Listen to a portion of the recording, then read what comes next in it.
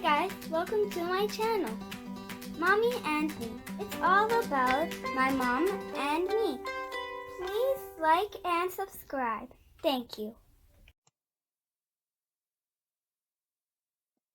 Hi guys, so today we're gonna be reading a bedtime story, you could say, or maybe you just wanted to listen to a book.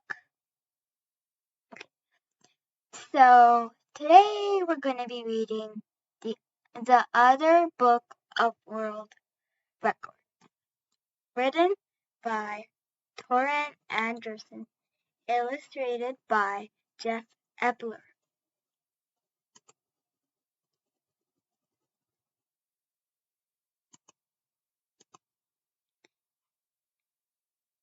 Today you're getting into the other book of world record, Ruby told her brother. What's that? Shorty asked. Ruby held up a pad of paper. It's the record book. I'm working on the other book, she said. But I don't have my pogo stick, Shorty said.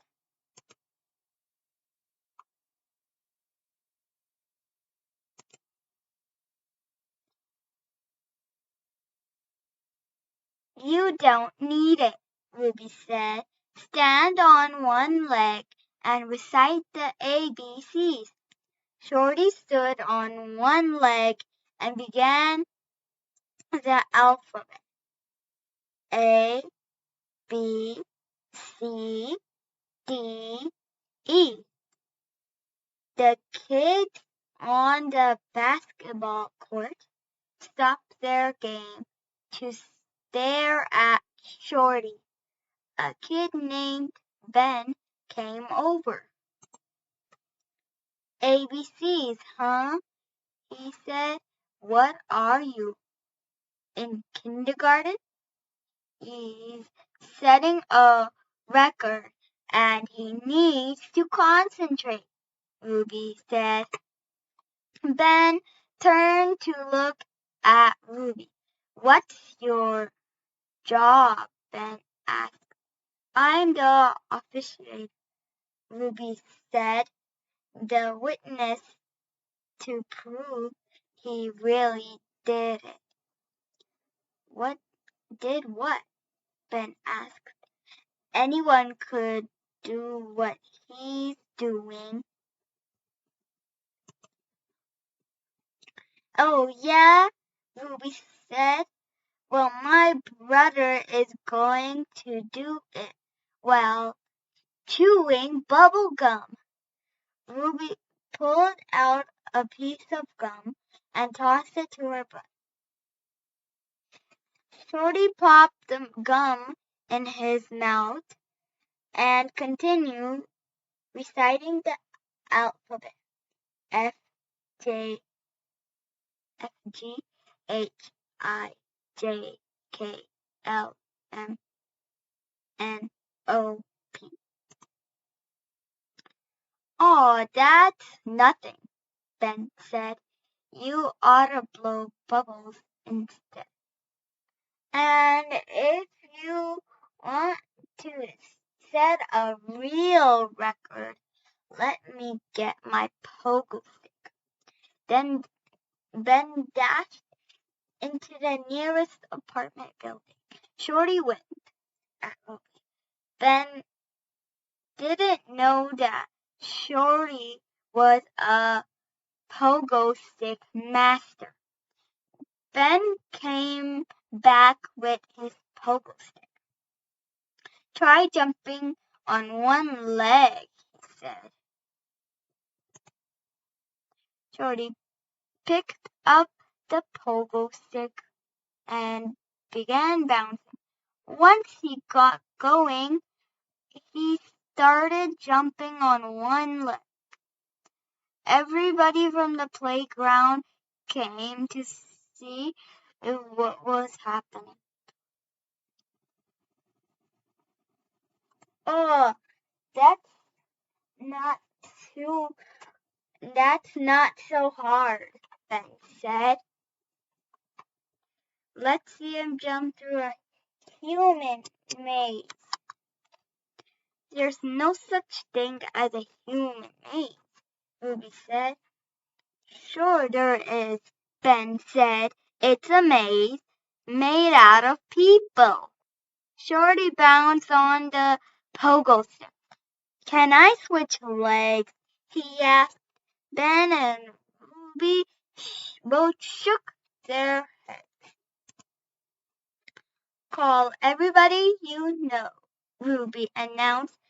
My brother is going to set a new world record inside a human maze.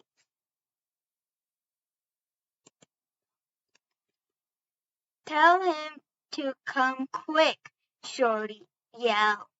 Some people pulled out their phones and started calling their friends. Others ran into the building to invite their families. Ben raced to the tennis courts and recruited more kids for the maze.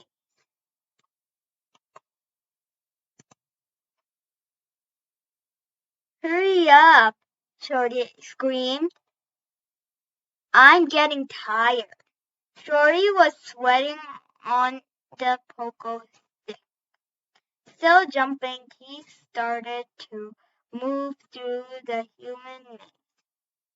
People cheered him on as he blew his biggest bubble, bouncing all the while. Shorty turned a corner. In the maze, the pogo stick wobbled, but Shorty did not fall off. At the end of the maze, he leaped off the pogo stick and collapsed on the ground. A new world record! Ruby yelled. Everybody cheered and rushed over to Shorty. He reached up his hand to give high fives to everybody. Before he finished, Ruby had already written that up as a new record too. Not bad, Shorty, Ben said. Thanks, Shorty said to Ben. Now it's your turn. Ben high-fived him and stepped back. No, Shorty said. Your turn to get into the other book of world records. Ben looked shocked. Me? He gasped. No, I don't. Ruby winked at Shorty. Step right up, she yelled. We've got a new world record in the making.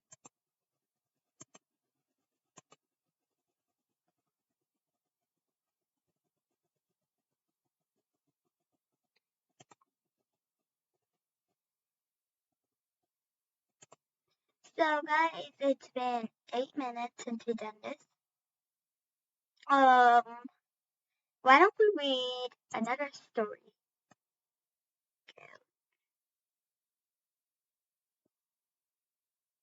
Here, why don't we read Flying Kites?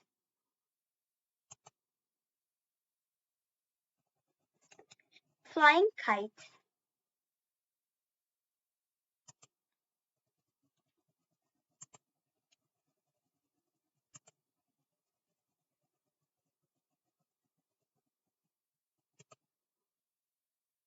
The hoppers pressed their nose against the window. They watched. Wait, I think I'm reading. Pressed their noses against the window. They watched the March wind blow outside. Remember, do not leave the house while we are gone, said Mother Hopper. She and Pa Hopper were going shopping. Snubby-Nose cried, "Can we sit on the doorstep? Do not set one paw outside," Mother Hopper said. She and Pa Hopper left for town. The Hoppers swept the floor, made their beds, and made lunch. All the while, Snubby-Nose said, "I want to fly my kite. Let's fly our kite." After lunch, the Hoppers took out their kites just to look at them. They sat by the window. The March wind blew out the house around. "Let's just fly our kites in the yard," said Snubby-Nose. "Mother said we must not leave the house," said Fluffy-Tail. The Hoppers flew their kites down the path into the woods. Floppy eyes, "Oh no!" I let go of my string. The kite sailed away. Then Speedy let go. "A branch tore my kite." "We should have just listened to Mother, Fluffy-Tail," said Fluffy-Tail. Just then Snubby-Nose howled, "My kite is caught in a tree." Just then Grandpa Grizzly walked by. "What's all this crying?" he asked. "We are in trouble," said Snubby-Nose. "My kite is caught in a tree." Grandpa Grizzly winked. He climbed the tall tree and pulled the string from the branches. He brought it down and gave it to Snubby-Nose. "Be careful now," he said. "That kite might do strange things. You should always be good when you play by yourself." Snubby-Nose took hold of his string, and the kite sailed up and up. Then Snubby-Nose went up and up with it. Soon he flew out of sight. Speedy Leg, Fluffy Tail, and Floppy Ears nearly burst into tears, but Grandpa Grizzly let them home. I have a feeling you'll see Snubby-Nose again."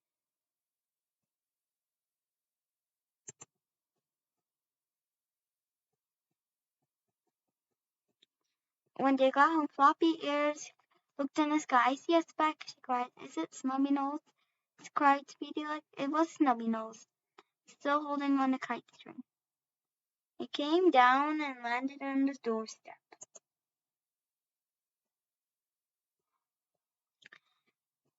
"Have you learned to listen to your mother, Grandpa Grizzly?" "Yes, we have," said the Hoppers. Just then Mother and Papa Hopper came around the corner. Grandpa Grizzly went home. He gave each little Hopper a brand new kite.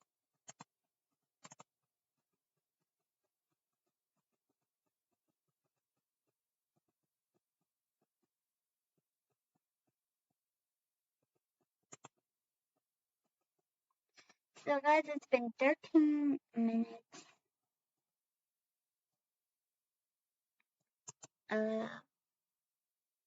Maybe we can read another story. I mean, I always love reading stories.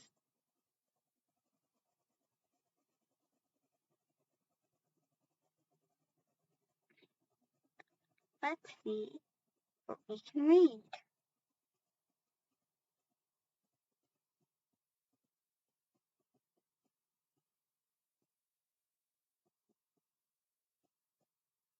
Let's see what we can read.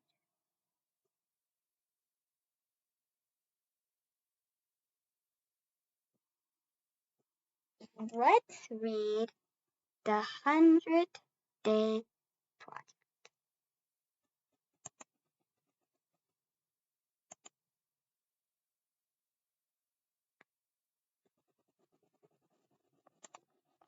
The 100-Day Project.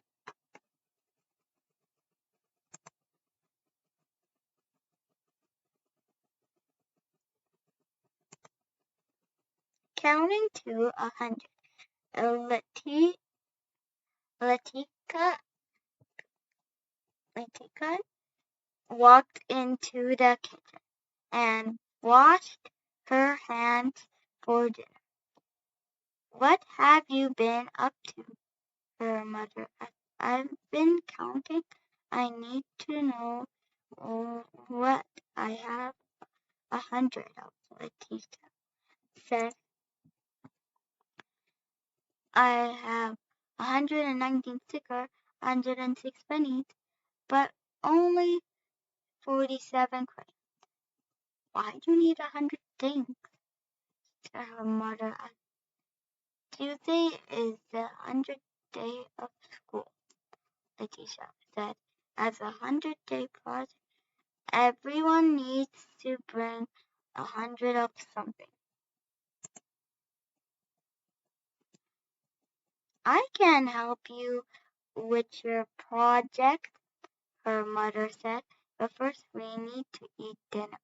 Get your brother and tell him it's time to eat dinner. 100 of something. After dinner, Letitia showed her family a large piece of paper. There were 100 squares marked on the paper.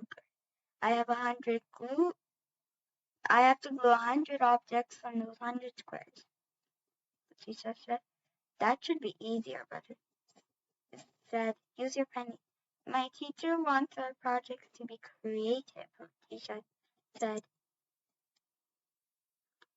Let's brainstorm. Do you read in school?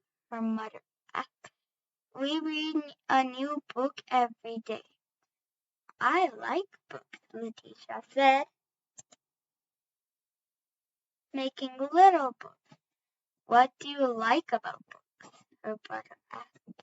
Letitia smiled. I like the covers. I like the titles. I like the stories. We could help you make little books. Little books would fit on the grid, the brother said. Letitia wasn't sure if we made books. Could I write in them? Of course, it's your project. We're just helpers, her mother said. Right, her brother agreed. You're the boss. Letitia liked the sound of that.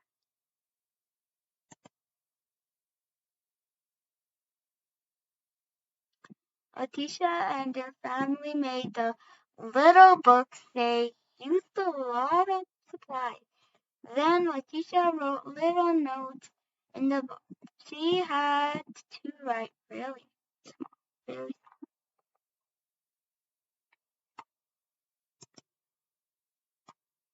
When Letitia finished, she shared her project with her mother and her and brother. They were surprised by her idea. Cool, said her brother. Her brother said, this is very creative, said her mother.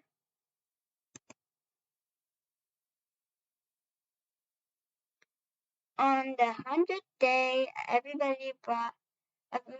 brought projects to school. Letitia showed her project to the class. She written 100 reasons I love to come to school. The title made her friends curious. They began reading the messages in the little book.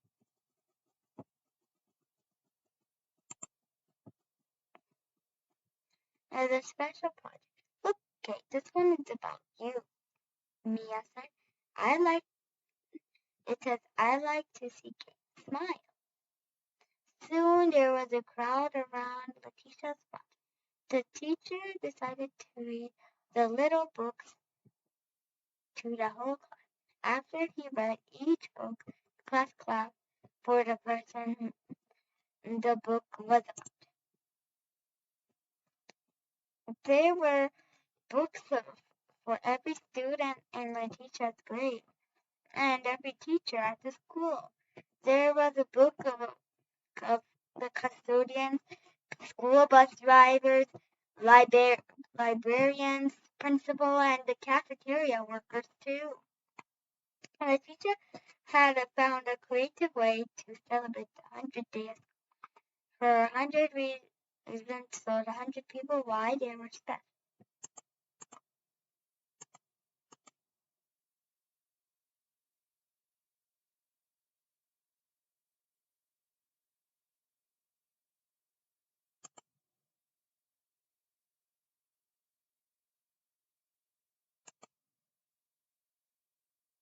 Okay, so we've been reading 3 books for 20 minutes. So if you also want to know where I'm reading from, I'm reading from Rat Kids. Okay? And so you could use it. And some of you may use it in school and stuff. So these are a few messages I'd like to say. So the first one is subscribe to my channel if you haven't, please. And do the thumbs up. Thumbs up my video. Okay. And third one, in the comment section, in the, where you comment, that is, write which book was your favorite. The first one, which I'll review if I think I remember. The other book of world records, or the second one, flying kites, or the third, 100, 100 days, which should be. Anyways, but you know it's 100. Here, 100-day project. That is.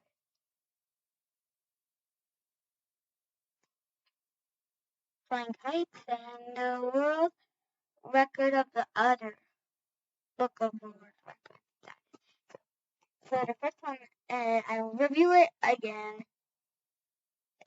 For some reason, you know what? I'm just gonna leave it anyway. Okay. I'll see you in the next video. Bye.